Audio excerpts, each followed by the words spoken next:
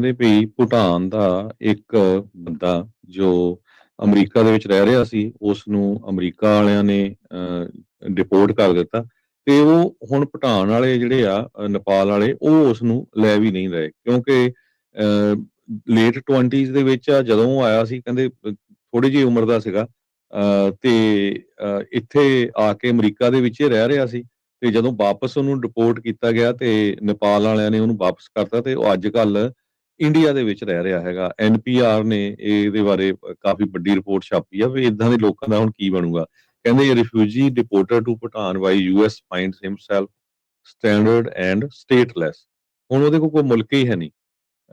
ਸੋ ਇਦਾਂ ਦੀਆਂ ਜਿਹੜੀਆਂ ਉਦਾਹਰਨਾਂ ਆ ਬਹੁਤ ਸਾਰੀਆਂ ਆ ਰਹੀਆਂ ਜਿਹੜੇ ਲੋਕਾਂ ਨੂੰ ਡਿਪੋਰਟ ਕੀਤਾ ਜਾ ਰਿਹਾ ਜਿੱਥੇ ਮੁਲਕ 'ਚ ਡਿਪੋਰਟ ਕੀਤਾ ਜਾ ਰਿਹਾ ਉਹ ਲੋਕ ਉਹਨਾਂ ਨੂੰ ਲੈ ਨਹੀਂ ਰਹੇ ਹੈਗੇ ਤੇ ਅਲਟੀਮੇਟਲੀ ਉਹ ਸਟੇਟਲੈਸ ਇਸ ਵੇਲੇ ਲੋਕ ਹੈਗੇ ਆ।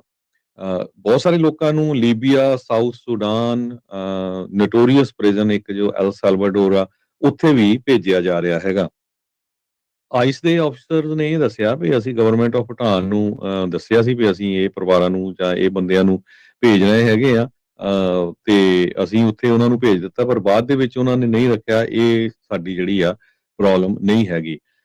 ਨੇਪਾਲ ਦੇ ਵਿੱਚ ਜਿਹੜੇ ਭੂਟਾਨੀਜ਼ ਹੈਗੇ ਰਿਫਿਊਜੀਜ਼ ਆ ਉਹ ਕਹਿੰਦੇ ਵੀ ਬਹੁਤ ਵੱਡੀ ਗਿਣਤੀ ਦੇ ਵਿੱਚ ਉੱਥੋਂ ਮੂਵ ਹੋ ਰਹੇ ਆ। 1990 ਤੋਂ ਬਾਅਦ 1 ਲੱਖ ਤੋਂ ਵੱਧ ਜਿਹੜੀ ਕਿ 1/6 of the country the population ਬਣਦੀ ਆ ਉਹ ਉੱਥੋਂ ਭੱਜ ਚੁੱਕੇ ਹੈਗੇ ਆ। US ਦੇ ਵਿੱਚ 85,000 ਦੇ ਕਰੀਬ ਇਹ ਲੋਕਾਂ ਨੇ ਰਿਫਿਊਜ ਲਿਆ ਹੋਇਆ ਆ, ਪੋਲੀਟੀਕਲ ਅਸਾਈਲਮ ਲਿਆ ਹੋਇਆ ਹੈਗਾ ਅਮਰੀਕਾ ਦੇ ਵਿੱਚ। ਹੁਣ ਉਹ ਜਿਨ੍ਹਾਂ ਦਾ ਕੋਈ ਨਾ ਕੋਈ ਨੁਕਸ ਨਿਕਲਦਾ ਆ ਰਿਹਾ ਆ, ਕੋਈ ਕਿਸੇ ਤਰ੍ਹਾਂ ਦੀ ਵਾਇਲੇਸ਼ਨ ਨਿਕਲਦੀ ਆ ਰਹੀ ਆ, ਉਹਨਾਂ ਨੂੰ ਇੱਥੋਂ ਕੱਢਿਆ ਜਾ ਰਿਹਾ ਹੈਗਾ। ਸੋ ਰੇ ਨਾਮ ਦਾ ਇਹ ਬੰਦਾ ਆਪਣੇ ਪਰਿਵਾਰ ਦੇ ਨਾਲ ਉਹ ਅਮਰੀਕਾ 'ਚ ਪਹੁੰਚਿਆ ਸੀ ਜਦੋਂ ਸਿਰਫ ਉਹ 12 ਸਾਲਾਂ ਦਾ ਸੀ। ਹੁਣ ਲੇਟ 20 ਜਾਂ 28 ਜਾਂ 30 ਸਾਲ ਦੇ ਲਾਗੇ ਛਾਗੇ ਹੈਗਾ ਆ। ਹਾਈ ਸਕੂਲ ਉਹਨੇ ਇੱਥੋਂ ਕੀਤਾ, ਗ੍ਰੀਨ ਕਾਰਡ ਹੋਲਡਰ ਆ ਤੇ ਇੱਕ ਵਾਰ ਉਹ ਤੇ ਕਿਤੇ ਵਰਗਲਰੀ ਜਾਂ ਟ੍ਰੈਸ ਪਾਸਿੰਗ ਦੇ ਵਿੱਚ ਉਹਦੇ ਤੇ ਫੈਲਨੀ ਲੱਗ ਗਈ ਤੇ ਉਸ ਫੈਲਨੀ ਦੇ ਚੱਕਰ ਦੇ ਵਿੱਚ ਜੋ ਆ ਉਸ ਨੂੰ ਹੁਣ ਡਿਪੋਰਟ ਕੀਤਾ ਗਿਆ ਹੈਗਾ ਤੇ ਉਹ ਨਾ ਹੁਣ ਨੇਪਾਲ ਦਾ ਰਿਹਾ, ਹੁਣ ਇੰਡੀਆ ਦੇ ਵਿੱਚ ਰਹਿ ਰਿਹਾ। ਇੰਡੀਆ ਵਾਲੇ ਉਹਨੂੰ ਸਿਟੀਜ਼ਨਸ਼ਿਪ ਜਾਂ ਕਿਸੇ ਤਰ੍ਹਾਂ ਦਾ ਕੋਈ ਲੀਗਲ ਡਾਕੂਮੈਂਟ ਦੇਣ ਦੇ ਲਈ ਤਿਆਰ ਨਹੀਂ ਹੈ। ਜੀ ਬਿਲਕੁਲ।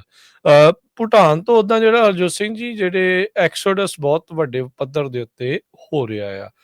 ਨੇਪਾਲੀ ਬੋਲਣ ਵਾਲੇ ਜਿਹੜੇ ਭੂਟਾਨੀ ਰਿਫਿਊਜੀ ਆ ਇਹ ਨੇਪਾਲੀ ਫਾਰਮਰਸ ਦੇ ਡਿਸੈਂਡੈਂਟ ਦੱਸੇ ਜਿਹੜੇ ਉਹ ਜਾਂਦੇ ਆ। 19ਵੀਂ ਸਦੀ ਦੇ ਵਿੱਚ ਕਹਿੰਦੇ ਵੀ ਇਹ ਸਦਰਨ ਭੂਟਾਨ ਦੇ ਵਿੱਚ ਪਹੁੰਚੇ ਜਿੱਥੇ ਜਾ ਕੇ ਇਹਨਾਂ ਨੇ ਆਪਣੀਆਂ ਜੜ੍ਹਾਂ ਜਿਹੜੀਆਂ ਉਹ ਲਾਈਆਂ। ਕਈ ਦਹਾਕੇ ਜਿਹੜੇ ਉਹ ਫਿਰ ਉੱਥੇ ਰਹੇ। ਇਹਨਾਂ ਦਾ ਵੀ ਜਿਹੜਾ ਉਹ ਕਾਫੀ ਰੌਲਾ ਰੱਪਾ ਜਿਹੜਾ ਇਵੈਂਚੁਅਲੀ ਪੈਂਦਾ ਰਿਹਾ ਹੈਗਾ ਆ। ਸੋ ਕਹਿੰਦੇ ਵੀ ਇੱਕ ਟਾਈਮ ਦੇ ਉੱਤੇ ਭੂਟਾਨ ਚੋਂ ਇਹਨਾਂ ਲੋਕਾਂ ਨੂੰ ਨਿਕਲਣ ਦੇ ਲਈ ਜਿਹੜਾ ਉਹ ਆਖ ਦਿੱਤਾ ਜਿਹੜਾ ਹੋ ਗਿਆ ਸੀਗਾ। ਲੋਕ ਅਰੈਸਟ ਜਿਹੜੇ ਉਹ ਹੋਏ ਸੀਗੇ।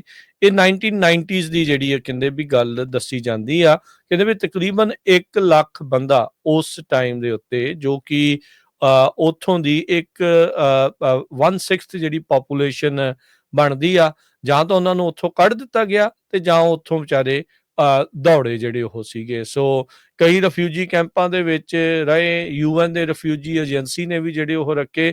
85,000 ਰਿਫਿਊਜੀ ਜਿਹੜੇ ਆ ਉਹ ਅਮਰੀਕਾ ਨੇ 2008 ਦੇ ਵਿੱਚ ਇਹਨਾਂ ਦੀ ਰੀਸੈਟਲਮੈਂਟ ਕਰਨੀ ਸ਼ੁਰੂ ਕੀਤੀ ਤੇ ਇੱਥੇ 85,000 ਰਿਫਿਊਜੀ ਭੂਟਾਨ ਦੇ ਇਲਾਕੇ ਦੇ ਜਿਹੜੇ ਆ ਉਹ ਆ ਕੇ ਜਿਹੜੇ ਆ ਇਵੈਂਚੁਅਲੀ ਵਸੇ ਹੈਗੇ ਆ। ਸੋ US ਦੇ ਵਿੱਚ ਜਿਹਦੇ ਰੇ ਦੀ ਤੁਸੀਂ ਹਰਜੋਤ ਸਿੰਘ ਦੀ ਕਹਾਣੀ ਦੱਸ ਰਹੇ ਆ 12 ਸਾਲ ਦਾ ਸੀਗਾ ਜਦੋਂ ਇੱਥੇ ਪਹੁੰਚਿਆ ਜਿਹੜਾ ਉਹ ਸੀਗਾ। ਆਈਸ ਨੇ ਚੱਕ ਲਿਆ ਸੀਗਾ, ਗ੍ਰੀਨ ਕਾਰਡ ਹੋਲਡਰ ਸੀਗਾ ਉਸ ਟਾਈਮ ਦੇ ਉੱਤੇ। ਫੈਲਨੀ ਬਰਗਲਰੀ ਟ੍ਰੈਸ ਪਾਸਿੰਗ ਚਾਰਜਸ ਜਿਹੜੇ ਉਹ ਲੱਗੇ। ਆਪਣੇ ਆਪ ਨੂੰ ਉਹ ਫਿਰ ਜਿੱਦਾਂ ਤੁਸੀਂ ਦੱਸ ਰਹੇ ਵੀ ਸਟੂਪਿਡ ਮਿਸਟੇਕ ਕਹਿੰਦਾ ਸੀਗਾ ਪਰ ਤੁਸੀਂ ਦੇਖੋ ਵੀ ਇਸ ਚੱਕਰ ਦੇ ਵਿੱਚ ਵੀ ਉਸ ਨੂੰ ਜਿਹੜਾ ਹੁਣ ਉੱਤੇ ਤੋੜ ਦਿੱਤਾ ਗਿਆ ਤੇ ਵੱਡੀ ਗੱਲ ਇਹ ਆ ਵੀ ਹੁਣ ਸਟੇਟਲੈਸ ਵਿਚਾਰਾ ਬਣ ਗਿਆ, ਨਾ ਇੱਧਰ ਦਾ ਤੇ ਨਾ ਜਿਹੜਾ ਉਹ ਉਧਰ ਦਾ। ਇਦਾਂ ਦੇ ਪਤਾ ਨਹੀਂ ਹੋਰ ਕਿੰਨੇ ਕੁ ਜਾਣੇ ਜਿਹੜੇ ਉਹ ਇਦਾਂ ਦੇ ਹੋ ਸਕਦੇ ਆ ਆਉਣ ਵਾਲੇ ਸਮੇਂ 'ਚ ਜਿਹੜੇ ਜਿਨ੍ਹਾਂ ਮੁਲਕਾਂ ਤੋਂ ਆਏ ਉਹਨੂੰ ਤਾਂ ਹੁਣ ਛੱਡ ਚੁੱਕੇ ਆ ਉਹ ਉੱਥੇ ਨਾ ਉਹਨਾਂ ਦਾ ਕੋਈ ਵਾਹ ਵਾਸਤਾ ਆ, ਇੱਥੋਂ ਤੱਕ ਕਿ ਉਹ ਤਾਂ ਸਿਟੀਜ਼ਨਸ਼ਿਪ ਵੀ ਉੱਥੋਂ ਦੀ ਤਿਆਗ ਚੁੱਕੇ ਆ।